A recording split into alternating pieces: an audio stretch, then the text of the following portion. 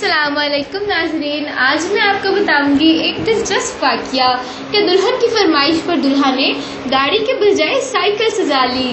पुराने ज़माने में दुल्हन बैलगाड़ी पर आती थी, फिर बग्गियों पर लाई जाने लगी।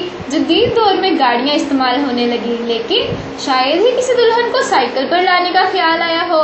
फैसलाबाद में दूल्हा अपनी साइकिल को गाड़ी की तरह सजाकर दुल्हन लेने निकल पड़ा।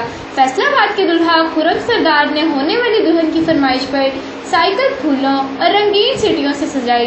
दूल्हा दुल्हन के लिए पीछे बैठने के लिए बाकायदा जगह बनाई गई। दूल्हा खुर्रम सरदार ने कहा, दुल्हन लाने के लिए इंसल्ट महसूस नहीं होनी चाहिए, बस कम पैसों में साइकिल को सजाएं और दुल्हन ले आए।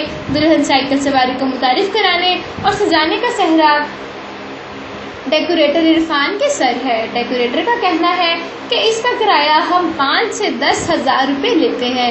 ये पैसे डेकोरेशन के हिसाब से ज़्यादा या कम हो जाते हैं।